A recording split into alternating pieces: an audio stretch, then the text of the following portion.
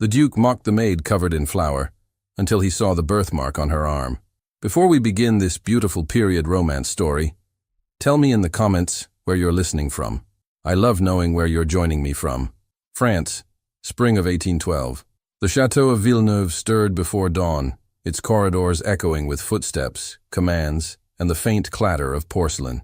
In the great kitchen, Elise Moreau bent over a wooden table, her sleeves rolled to the elbow, white flour dusting her dark hair. She moved swiftly, shaping loaves, folding cloths, obeying orders shouted from every corner. The servants whispered that the Duke would pass through that morning to inspect preparations. That alone made hands tremble and tempers flare. "Elise, fetch more flour," cried Madame Rousseau, the cook, her voice sharp as her knife.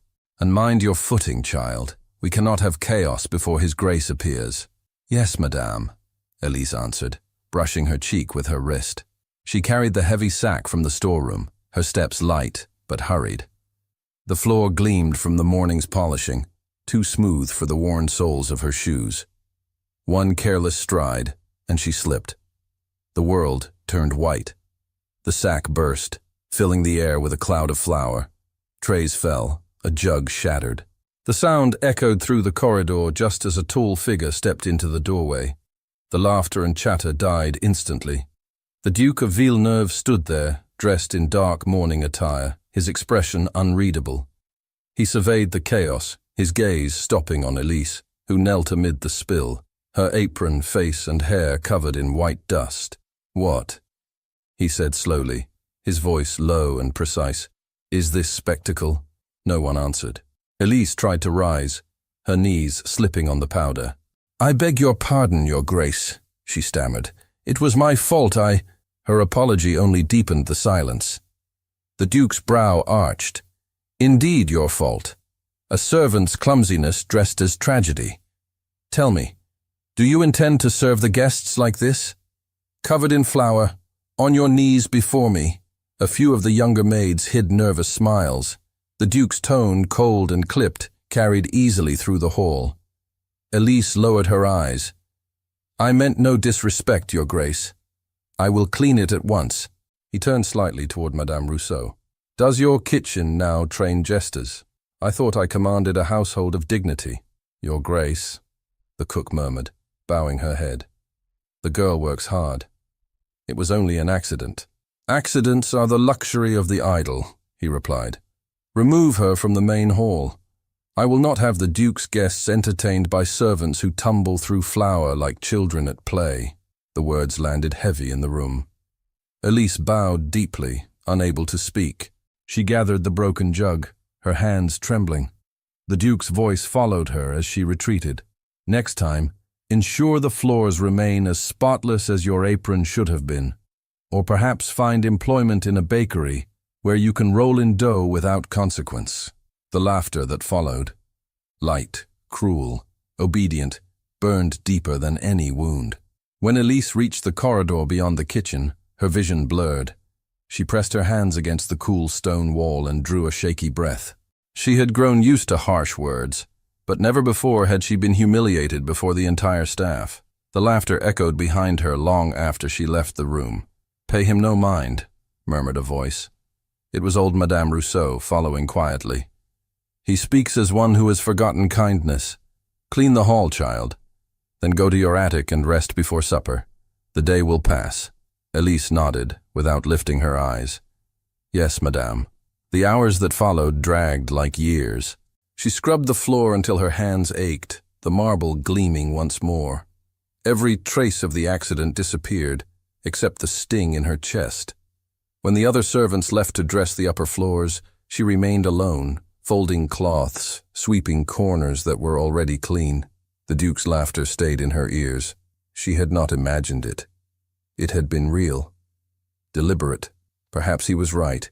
She was no one of consequence, merely a maid who had dared to breathe in a world of lords and ladies. Yet a quiet defiance stirred within her. She whispered, "He may laugh, but I will not cry where he can see." Evening fell.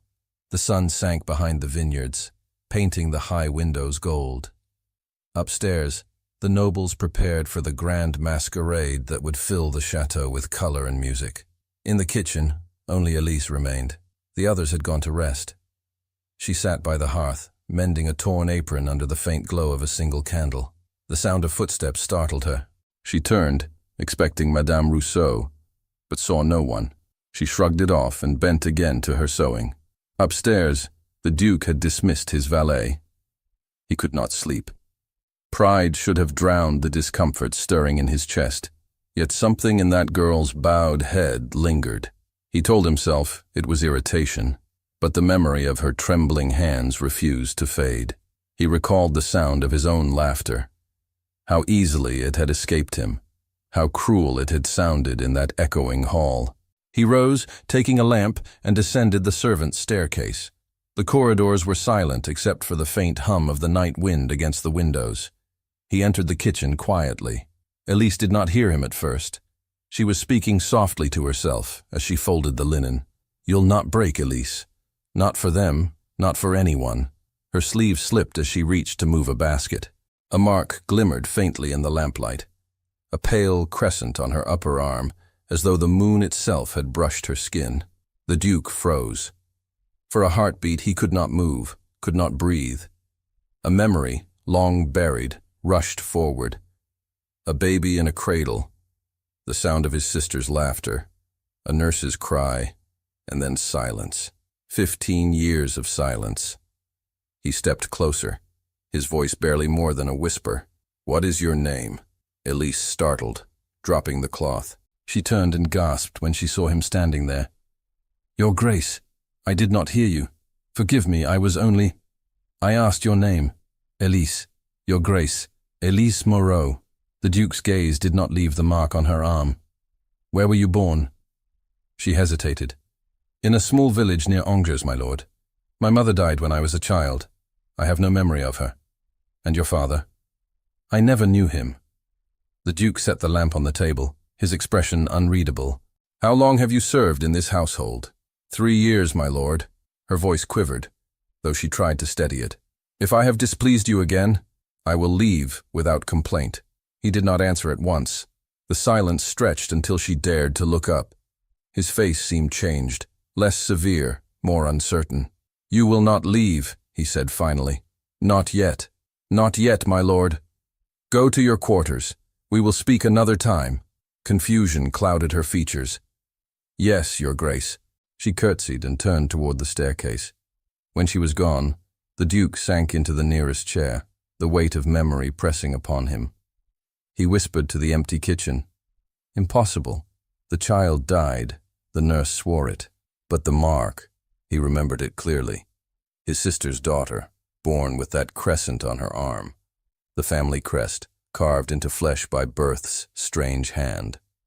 Upstairs, Elise lay awake in her small attic room. The wind moaned softly through the shutters. She stared at the ceiling, wondering why the Duke had looked at her as if she were a ghost. She thought of his eyes, not cruel this time, but lost. Perhaps he had pitied her. Perhaps he regretted his words. Or perhaps he saw something in her face that she could not see herself. She turned on her side and closed her eyes, but sleep did not come. The image of him standing in the doorway, silent and pale, returned again and again. Downstairs, the Duke poured a glass of water and stared into it as if it held answers. He told himself there must be hundreds of girls with such marks. A coincidence, nothing more. And yet, his sister's child would be her age now. The thought chilled him. If it were true, what then? How had the girl come to serve under his own roof, unrecognized, unclaimed? The clock struck midnight. He rose, set down the glass, and paced the kitchen. The faint scent of flour lingered in the air. His own laughter echoed in memory, sharp and hollow. Shame pressed against his chest. "Fool," he muttered. "You mocked her before them all." He extinguished the lamp and left, the echo of his footsteps fading down the stone corridor. The next morning, Elise rose before dawn once more. She dressed in silence and returned to her duties. The other servants greeted her with sly smiles. The tale of her fall had already spread. "Careful, little flower ghost," one of the maids whispered. "The Duke may slip on your dust again." Elise bit back a reply and continued her work. By noon, the halls glittered, the chandeliers lit, and the smell of fresh bread filled the air. The masquerade would begin that evening, and nothing, not even a maid's humiliation, would dim the splendor.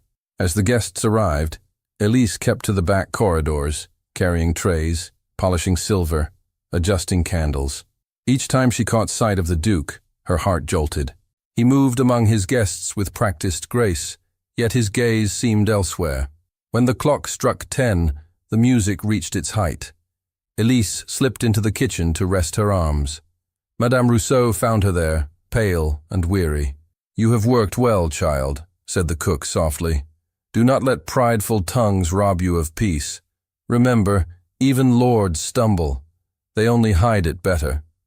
Elise smiled faintly. "I do not hate him, madame. I only wish I could forget his laughter." Madame Rousseau sighed. "He will regret it one day. Pride always finds its mirror." As the night deepened, the chateau quieted.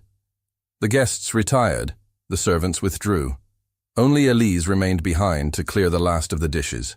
When the candles burned low, she sat again by the hearth, folding napkins into neat squares. Her eyes drooped with exhaustion. She did not hear the door open. The Duke stood once more in the threshold. Drawn by restlessness he could not explain. He watched her for a long moment. The soft light caught her profile, the delicate curve of her neck, the faint shimmer of the mark on her arm where the fabric slipped. A whisper escaped him before he could stop it. "Elise Moreau." She turned, startled, searching the shadows. "Who's there?" The Duke stepped back, heart pounding. For a breath, he hesitated, tempted to reveal himself. But doubt won. If he spoke, if he named his fear, it would no longer be a secret.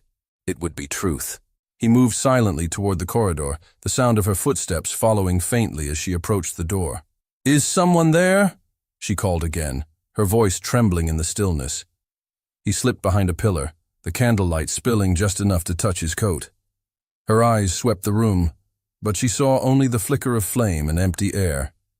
For a moment, she stood still, listening to the hush that wrapped the kitchen. Then she whispered, almost to herself, "Strange.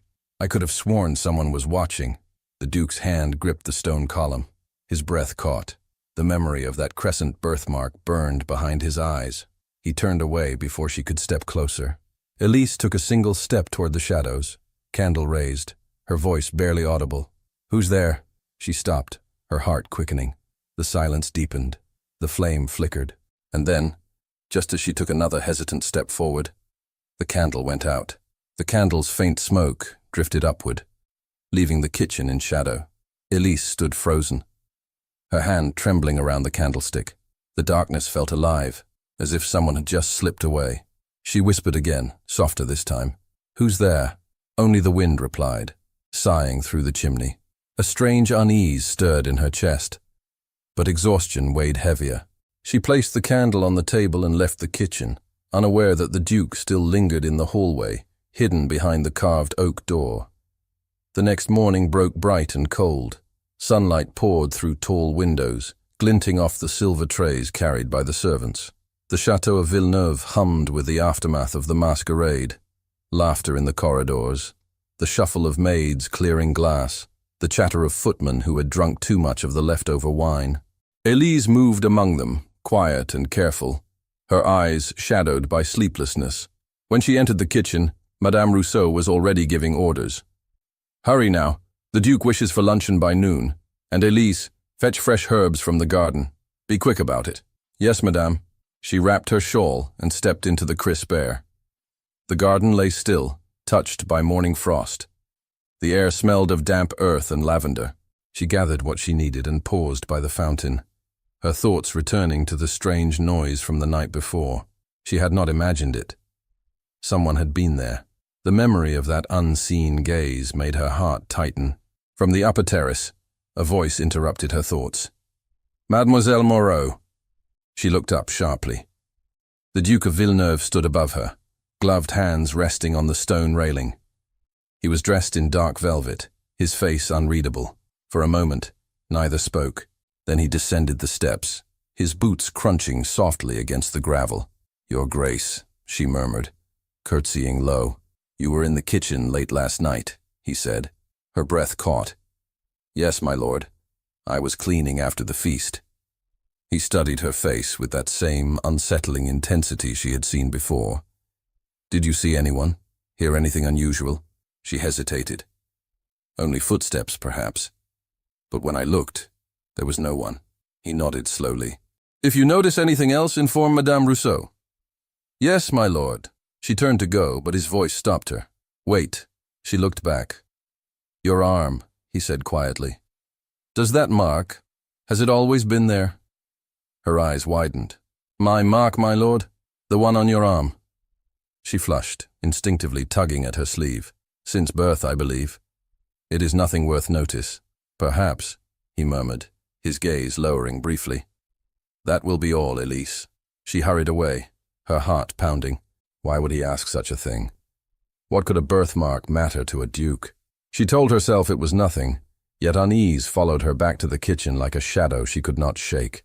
By afternoon, the chateau was alive with gossip.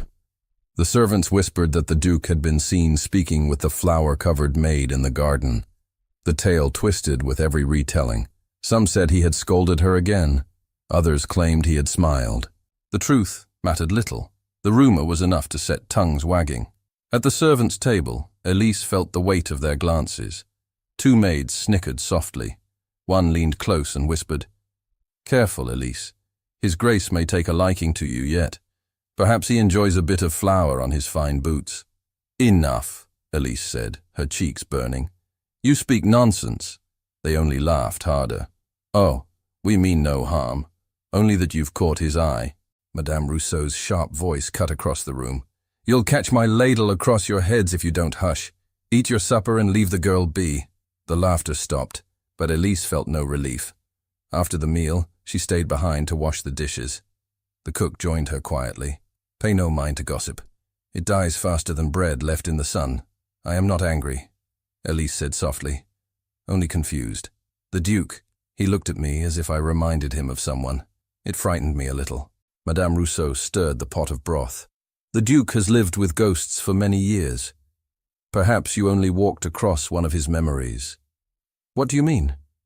"His sister, child. She lost a daughter long ago, a tragedy that left him bitter. No one speaks of it now, but I was here when it happened." Elise turned. "A daughter?" "Yes. Barely a year old. The nurse took her out one winter's night and never returned. The river flooded that week. They said the current carried them both away." Silence settled. Elise's heart beat strangely fast. "How long ago was this?" 15 years. Why do you ask?" "No reason," Elise said quickly, though her hands trembled as she dried the cups. That night, the Duke dined alone in his study. His cousin Lord Henri arrived late from Paris, full of charm and empty compliments. Henri was tall, smiling, and insincere, with a gleam in his eyes that never reached his heart. "My dear cousin," Henri said as he poured himself wine, "I hear your servants keep you entertained. The flower girl, was it? I'm told the entire kitchen laughed for a week." The Duke's jaw tightened. "Your news travels faster than your manners," Henri chuckled. "Come now, I jest. Though if you mean to scold me, do it tomorrow. Tonight let us drink to family and fortune." The Duke did not smile. "Some fortunes are built on loss, Henri. I do not drink to that." Henri raised a brow. "You grow sentimental in your solitude. Perhaps that is why you watch your maids so closely. One might think you seek something among them." The Duke set down his glass. "Enough. Leave my household to me." "As you wish." Henri leaned back, eyes glinting. "But I should warn you, whispers of favoritism reach the strangest ears. It would be unfortunate if society mistook your curiosity for impropriety." The Duke rose, his voice cold. "You may leave now." Henri smiled thinly and obeyed. But when he reached the door, he turned. "Blood, ties, and secrets, cousin. They make fools of even the proudest men." Then he was gone. The Duke stood alone, the firelight flickering against the portrait of his late sister on the wall. Her painted eyes seemed to follow him. "If it were truly your child," he murmured, "I would know." Yet even as he said it, he knew doubt had already taken root. The following day, Elise avoided his path, keeping to the lower corridors. The servants' gossip had grown sharper, crueler. Whenever she entered a room, the conversation shifted. One afternoon, while polishing silver, she overheard two footmen near the stairwell. "I tell you, the Duke looks at her as if she were a lady in disguise," one said. "Ha, then why keep her scrubbing floors?" "Because she's not just anyone," the first replied. "My aunt served here once. She says the Duke's sister lost a babe, marked by the moon on her arm." Elise dropped the cloth. The sound echoed. The footman turned and laughed. "Eavesdropping, are we?" one teased. "Perhaps you know more than you should." She forced a steady breath. "Only that you speak of things unfit for jest." They shrugged and walked off, still laughing. But the words clung to her. A mark shaped like a moon. Her mark. That evening, she could not rest. She sat by the narrow window of her attic room, staring at the sky. The moon hung high, pale and curved like the faint scar on her arm. "It cannot be," she whispered. "It means nothing. Nothing at all." Downstairs, Madame Rousseau extinguished the last lamp and turned toward the stair. She froze when she saw a shadow slip across the corridor, a figure moving silently toward the servants' wing. The Duke. He carried no light. In the attic, Elise startled at a soft knock on her door. She opened it to find Madame Rousseau, breathless. "Child, you must be cautious," the old woman whispered. "Someone watches you." "Who?" "I do not know. But the Duke asks too many questions and others notice. It is not safe to be the subject of a nobleman's curiosity. I have done nothing wrong. Perhaps not. But innocence is no shield when envy takes aim. Stay out of sight when you can." Elise nodded, though her hands shook. "Thank you, madame." After the cook left, Elise closed the door and sat on the edge of her bed. The floorboards creaked above as the wind rattled the shutters. She drew the blanket around her shoulders and whispered, "If only I knew who I truly am." At dawn, a commotion broke out in the corridor. Servants whispered, huddled in corners. Elise hurried down to find Madame Rousseau speaking urgently with the butler. "What happened?" she asked. The butler's face was grave. "The Duchess's golden locket is missing. It was last seen yesterday in the drawing room. The Duke demands an accounting of every servant who entered." A murmur of alarm spread. Elise's heart sank. She had been there briefly, carrying linen. By midday, the Duke stood before the assembled servants in the great hall. His expression was calm, but his tone sharp. "The locket of the late Duchess has disappeared. It holds great sentimental value. I will have it returned before nightfall." He paced slowly. "If anyone has knowledge of it, speak now." No one moved. Elise felt the room close in around her. The housekeeper stepped forward. "Your Grace, I hesitate to mention it, but one of the maids was seen near the Duchess's chamber yesterday afternoon. The girl, Moreau." Every gaze turned toward her. The Duke's eyes met hers, unreadable. "Is this true?" I carried linens, my lord. I placed them by the door. I never entered." The housekeeper sniffed. Convenient words from one already favored. Gasps rippled through the room. Elise's face burned. "Favored? I have no favor from anyone." The Duke raised a hand. The hall fell silent. "Enough. There will be no accusations without proof. The matter will be settled privately." He dismissed the others, leaving Elise standing alone in the vast room. When they were gone, she whispered, "You believe I took it?" He looked at her for a long time. "No," he said finally, "I do not. But there are those who would see you blamed. I will find the truth." She curtsied quickly. "You are kind, my lord. But I fear the damage is done. They already think me guilty." His expression softened. "You must trust me." "I wish I could," she murmured. "But trust is a gift I no longer own." That night, the household slept under a veil of suspicion.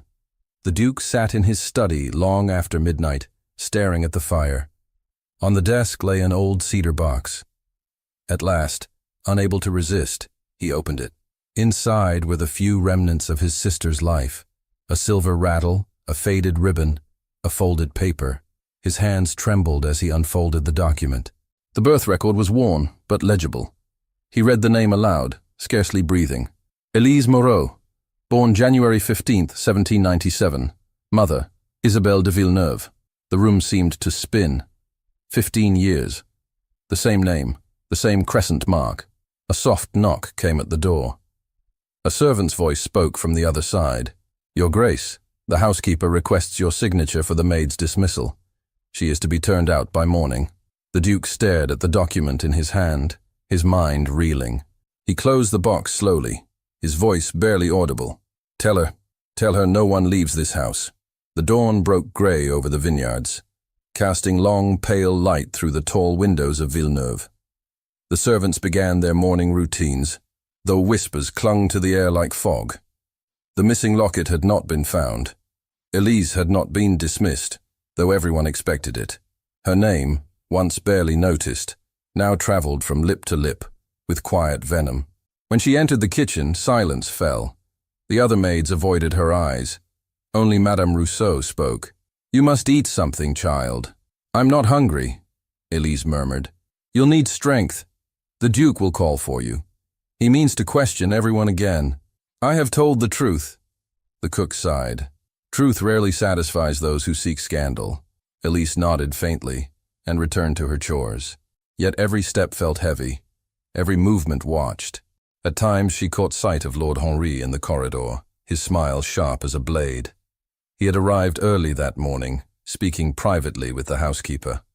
Whenever Elise passed, his gaze followed her with a lazy amusement that chilled her more than anger would have. Before noon, a servant summoned her to the Duke's study.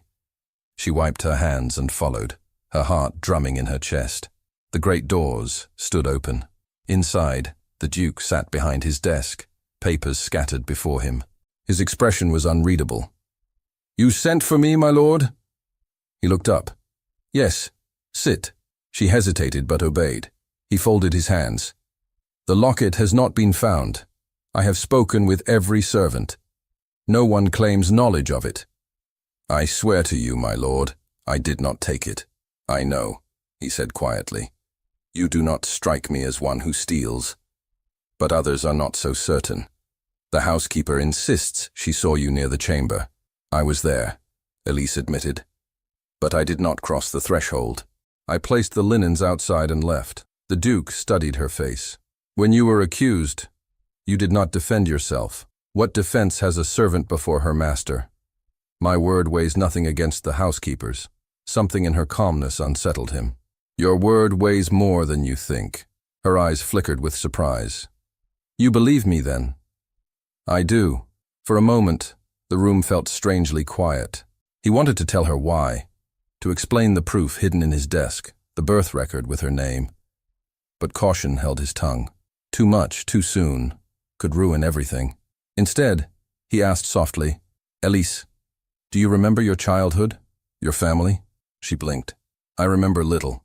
My mother died when I was small. I was told my father left before I could speak his name. I worked where I could, served where I was taken.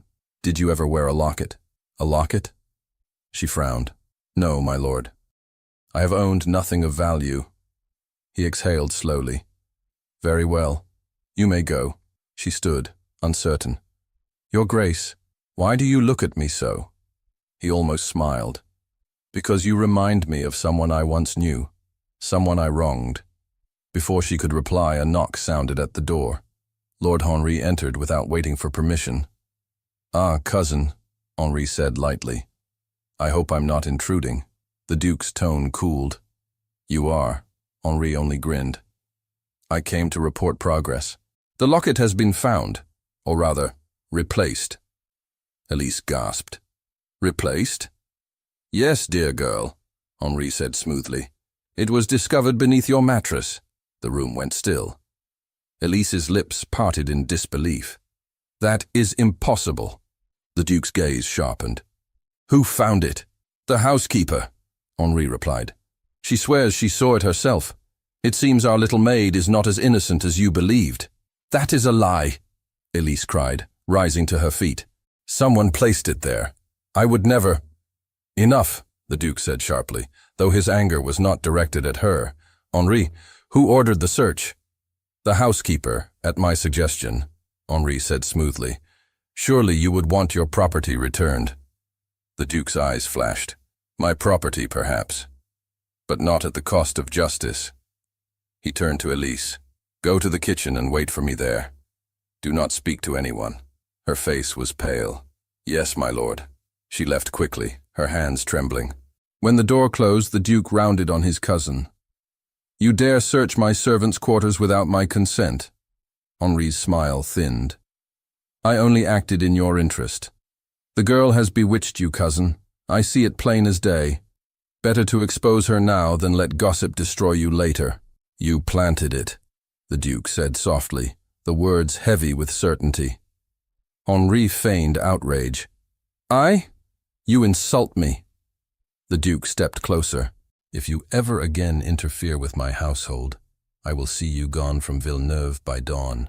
Henri's charm cracked for a moment, revealing something colder beneath. Be careful, cousin. You guard a secret you cannot explain, and secrets have a way of devouring those who protect them. He bowed and left. When the door shut, the Duke sank into his chair, his mind racing. There was no doubt now. Someone wished to destroy Elise. But why? To silence a truth? Or to wound him through her? The memory of his sister's laughter haunted him like a whisper. He opened the drawer, drew out the birth record, and stared at the inked letters. The same name, the same mark. By evening, the servants buzzed with fresh gossip. Elise sat in the kitchen, staring at her hands. Madame Rousseau tried to comfort her, but the girl seemed distant, lost in thought. Do not let them break you, the old cook said gently. The Duke will see through their tricks. I'm not sure he can, Elise whispered. They all hate me now. Even if he believes me, what difference will it make? Before Madame Rousseau could reply, the Duke entered. The room fell silent. He looked around, his voice calm but firm. Leave us. The servants scattered until only Elise and the Duke remained. Elise, he said, someone has used the locket to harm you. I will not allow it. Her eyes lifted slowly to his. You should let them dismiss me, my lord. It will spare you trouble. No, he said. Leaving would serve them. I mean to find who did this. Why do you care? She asked quietly. He hesitated. Because I owe you a debt I can never repay. Her brow furrowed. I do not understand. One day you will. He turned to go, but she reached out suddenly, her voice breaking. Your Grace, I cannot bear their eyes upon me. They whisper when I pass. They laugh behind doors. I have done nothing, yet I am guilty in their hearts. He faced her again, his expression softening. Then trust in mine. I will protect you. For the first time she saw something human in his gaze, a warmth hidden beneath the weight of his title. Her throat tightened. Thank you, my lord. He left her then, but the echo of her gratitude followed him down the corridor. Later that night he sought out Madame de la Roque, the old governess who had once cared for his sister's child. She received him in a dim parlor filled with the scent of lavender and dust. My lord, she said nervously, it has been years since I have seen you. To what do I owe this visit? He remained standing. You once served my sister. You remember her daughter? The woman's hands trembled. Of course, Your Grace. A tragic loss. Was it? His voice sharpened. Tell me again how the child died. Madame de la Roque swallowed hard. The nurse took her walking by the river. The water rose suddenly. They were never found. Convenient, he said coldly. And yet a child matching her age and mark now lives under my roof. The governess's face went pale. Impossible. Is it? Her name is Elise Moreau. She bears the crescent birthmark on her arm. The woman's lips quivered. That cannot be. Unless what? She shook her head. No, I cannot. You will, he said quietly. Her eyes filled with tears. I was told to say the child had drowned. There were reasons. Your sister's husband was gone, her name already questioned. The nurse fled with the baby to save her from scandal. I was sworn to silence. When word came of the nurse's death, I assumed both were lost. The Duke's fists clenched. Who told you to keep silent? Madame de la Roque hesitated. Your uncle, Lord Henri's father. He stepped back, the truth sinking like a stone in his chest. So the lie was born of ambition. He sought to secure his own son's inheritance. she whispered. I feared to oppose him. Forgive me, my lord. I believed the child gone forever. The Duke drew a slow breath. Then she is indeed my sister's daughter. The governess nodded, tears spilling down her cheeks. Not a servant, he murmured, but my blood. When he returned to the chateau, the halls were silent. He found Elise alone in the kitchen again, her candle burning low. She looked up as he entered, startled. My lord, she said softly, you should not be here. He ignored the words and stepped closer. Elise, I know the truth now. The truth? You were wronged long before you entered this house. You are not who they believe you to be. I don't understand. He reached for her hand, hesitated, then let it fall. You bear a mark, shaped like a crescent. Yes. So did my sister's child. You are her daughter. Her eyes widened. That cannot be. I have proof. The birth record. The governess confessed. You were hidden to protect the family's name. Elise shook her head, tears springing to her eyes. No, I am only a maid. I belong nowhere. You belong here, he said firmly. You are the rightful Lady Moreau de Villeneuve. She covered her mouth, her breath trembling. You cannot mean this. I do, and I will see your name restored. For a long moment, neither spoke. The candle flickered between them. Then she whispered, Why tell me now? Why not keep it secret? Because secrets have already destroyed too much. I will not let them claim another life. She sank into a chair, overwhelmed. If this is true, what will happen to me? To you? He smiled faintly. We will face that together. But before either could speak again, the door creaked open. A shadow moved in the corridor. The Duke turned sharply, but the hall was empty. Elise clutched his arm. Someone was listening. He strode to the door and stepped into the passage. Faint footsteps echoed, retreating quickly toward the servant's stair. He caught a glimpse of a dark coat disappearing around the corner. Henri. When the Duke returned to the kitchen, Elise's face was pale with fear. He heard us, she whispered. Yes, the Duke said grimly, and he will not let the truth rest. The candle flame wavered between them, casting shadows across the walls. A sudden sound broke the silence, the distant slam of a door, heavy and final, echoing through the chateau. The echo of that slammed door rolled through the empty halls like thunder. Elise and the Duke stood frozen in the kitchen, their eyes fixed on one another. The candle flickered and went out, leaving only the dying glow of the hearth. For a moment, neither spoke. Then the Duke took her hand gently, his voice low but urgent. You must not be seen tonight, he said. Henri knows now. He will use what he heard before I can act. Elise's voice trembled. What will he do? Anything to keep the truth from spreading. If you are indeed my sister's daughter, then he stands to lose everything. The title, the estate, his inheritance. He will not accept that quietly. I never wanted any of this, she whispered. I would rather live unknown than cause harm. He shook his head. You cannot hide from who you are. I will see your name restored, and his lies buried. But even as he spoke, she saw the doubt in his eyes. Not of her, but of himself. He knew the cost of defying his own family. He would lose friends, reputation, perhaps even the crown's favor.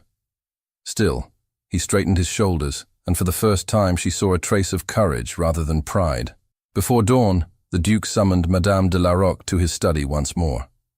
The old governess arrived, trembling, clutching her shawl. Madame, he said, I must ask you to sign a declaration. The truth must be written. You will testify that Elise Moreau is the child of Isabelle de Villeneuve. She hesitated. My lord, if Lord Henri learns of my confession, I shall have no peace.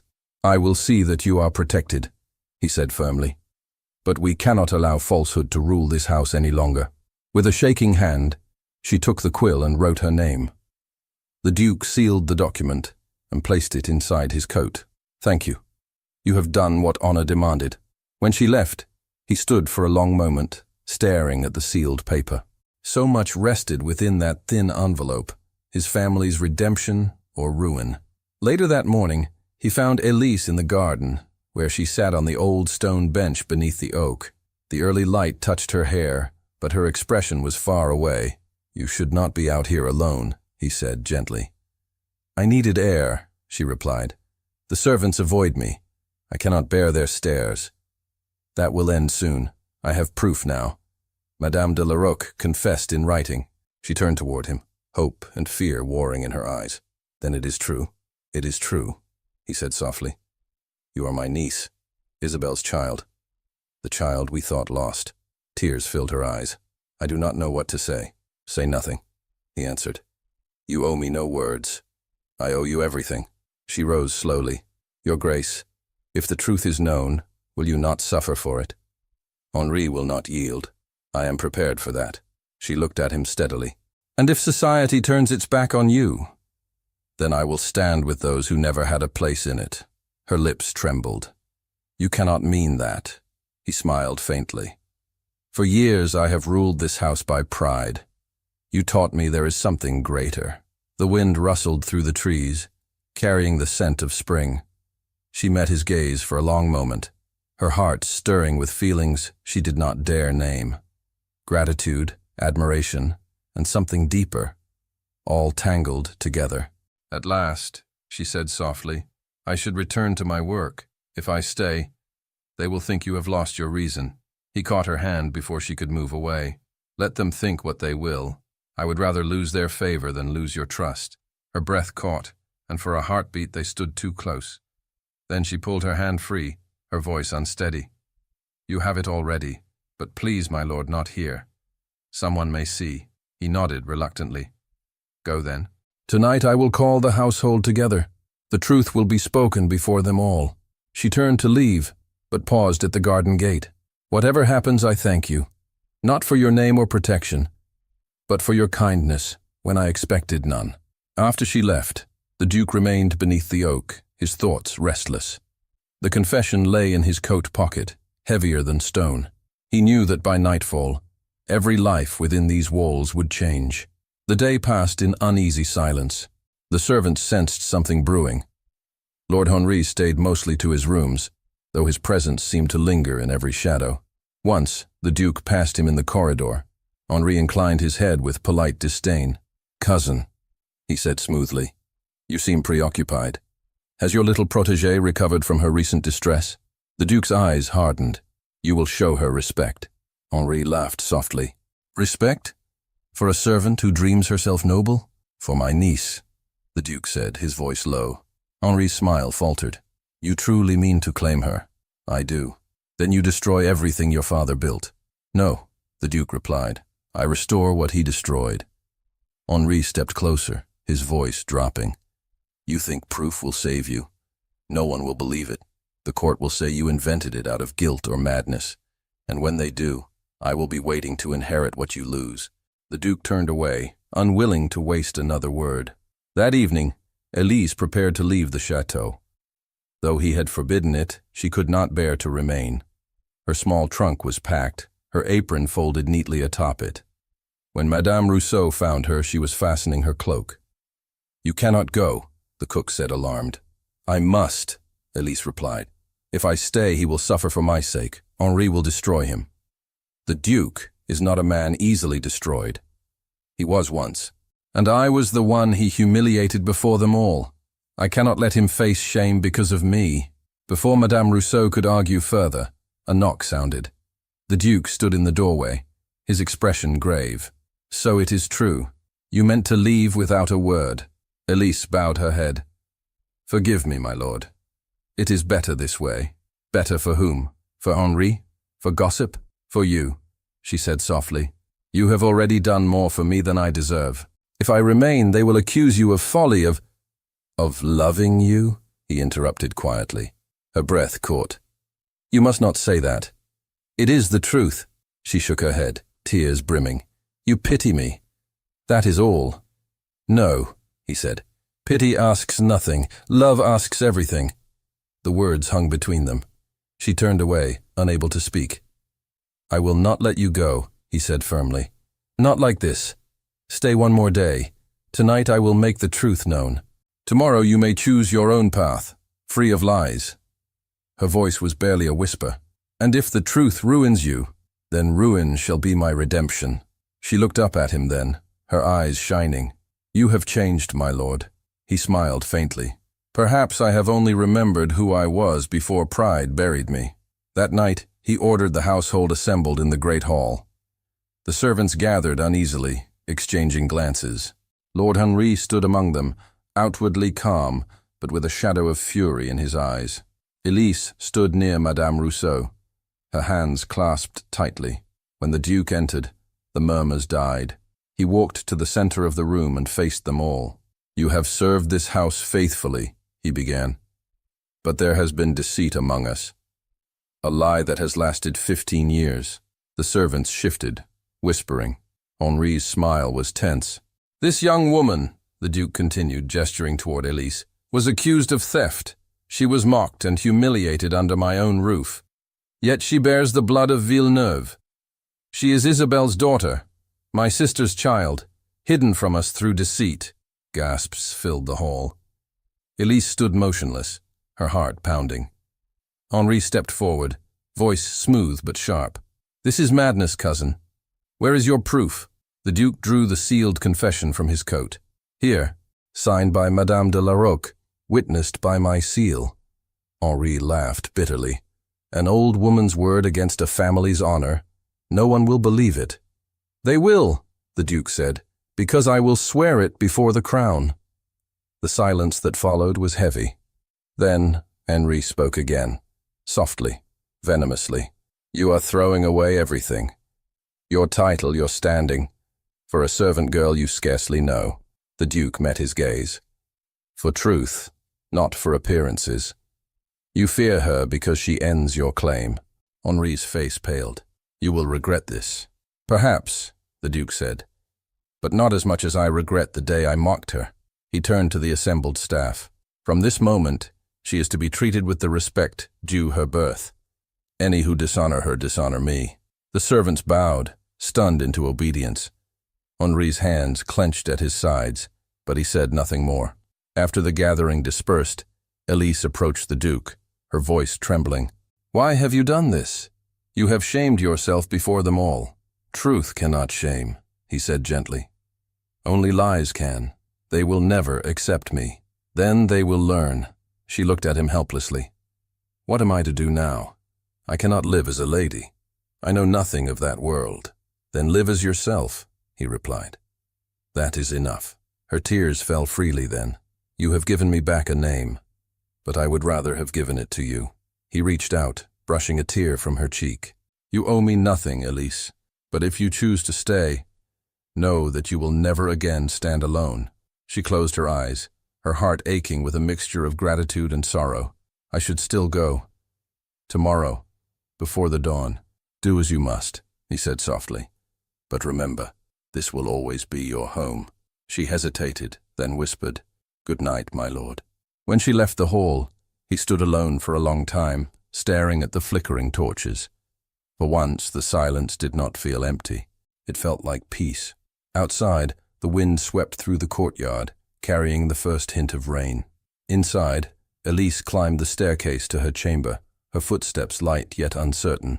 She paused at the landing and looked back toward the great hall, where a single figure still stood, motionless beneath the vaulted ceiling.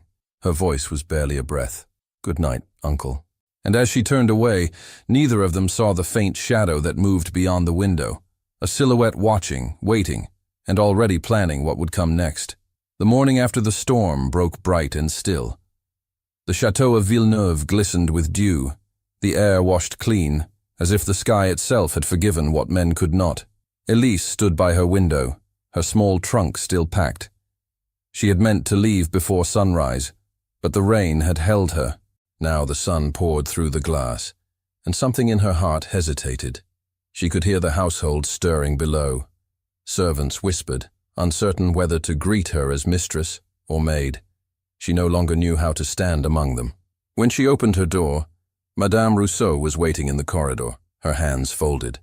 "You cannot go today," the cook said firmly. "I must," Elise replied. "There will be peace for him only when I am gone." "Peace?" Madame Rousseau snorted. "The man has not known peace since the day he met you. Do you think he fought his cousin and the whole of society for you to vanish at dawn?" Elise shook her head. He has done enough. I will not be the cause of further ruin. But before Madame Rousseau could answer, the sound of footsteps echoed from below. The Duke's voice carried up the staircase. Elise, come down at once. Madame Rousseau's eyes widened. You see, he will not let you go easily. Reluctantly, Elise descended the grand stairway. The Duke stood in the hall, dressed not in morning black, but in soft gray. His face, once stern, now held a quiet warmth. You were leaving, he said when she reached him. Yes, my lord. Without a word? I thought it kinder. For whom? He asked. For both of us. He shook his head. You are wrong. Leaving would wound us both, and I have no intention of watching you disappear a second time. She looked up, startled. You mean to keep me here? Even after last night? I mean to keep my promise, he said. The truth has been spoken. What remains must be shown. I don't understand. You will, he said, offering his hand. Come with me. He led her through the hall and into the ballroom, now quiet after the chaos of the previous night. The servants were busy polishing mirrors and setting tables, but they paused to stare. At the far end of the room, a team of workers adjusted decorations, hanging garlands of white roses and silver ribbons. What is this? Elise asked softly. The ball, he said. The one we were to hold last month for the court's visit. It will be held tonight, but not for the crown. For us. For us? He nodded. To restore what was broken, to give you your place before the world. Her heart fluttered. You cannot mean to. I do. Tonight, before every guest who once mocked you, you will stand as Lady Elise Moreau de Villeneuve. I will announce it myself. She drew back in disbelief. You would risk your name, your title, everything. Everything that ever mattered was lost long ago. What remains is only pride. And you have taught me to live without it. She looked away, her throat tight. And if they laugh again, then let them laugh, he said gently. The first time I joined them. This time, I will silence them. For a moment she could not speak. At last she whispered, You are kind beyond reason. No, he said. I am merely late in learning compassion. The day passed swiftly. Invitations were sent across the valley. The household moved with a strange mixture of dread and wonder. Some servants polished silver with trembling hands, unsure whether they served a duke or a dream.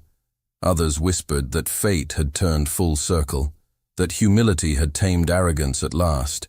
As dusk fell, Elise stood before her small mirror, wearing a gown of pale blue silk that Madame Rousseau had found in an old chest. It had once belonged to the Duke's sister. The fit was near perfect, as though time itself had waited for her to wear it. Her hair, loose at first, was gathered by the cook's gentle hands. You look every inch the lady you were born to be, Madame Rousseau said softly. Elise smiled faintly. And yet I feel the same girl who spilled flour at his feet. Perhaps that is what he loves most, the cook murmured. You never tried to be more than yourself.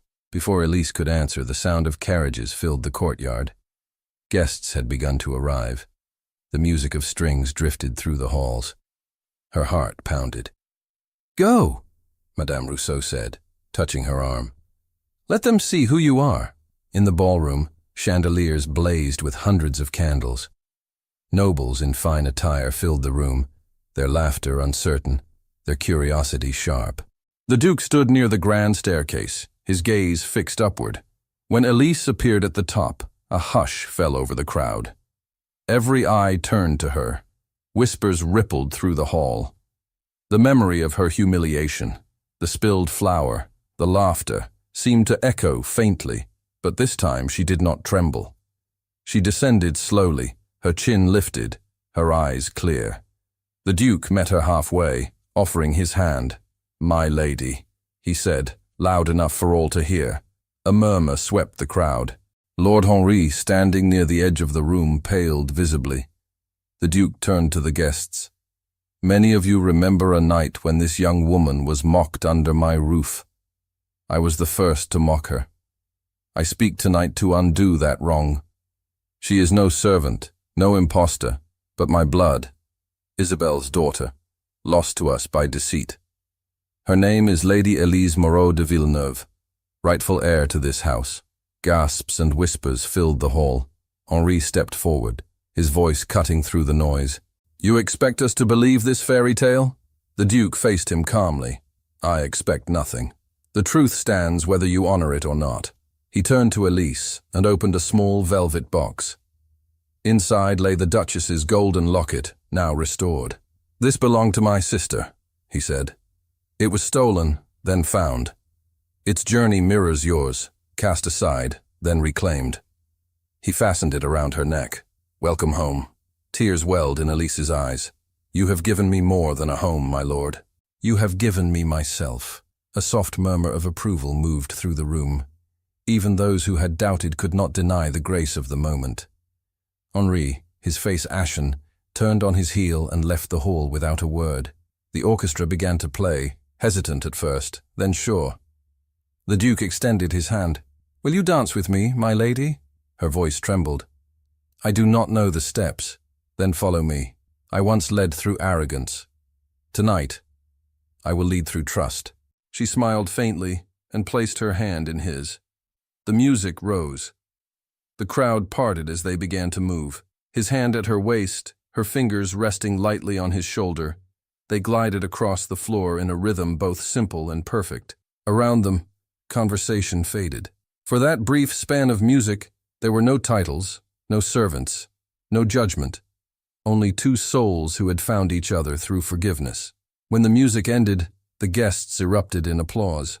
Elise's cheeks flushed, her breath unsteady. The Duke bowed before her, then whispered so only she could hear, You have freed me from myself. And you, she answered softly, have taught me to believe again. The evening continued in a haze of music and laughter. Elise was greeted by noble ladies who once ignored her, by old friends of the family who expressed wonder and apology. Yet her gaze returned always to the Duke. Each time their eyes met, something wordless passed between them, a promise that neither rank nor memory could undo.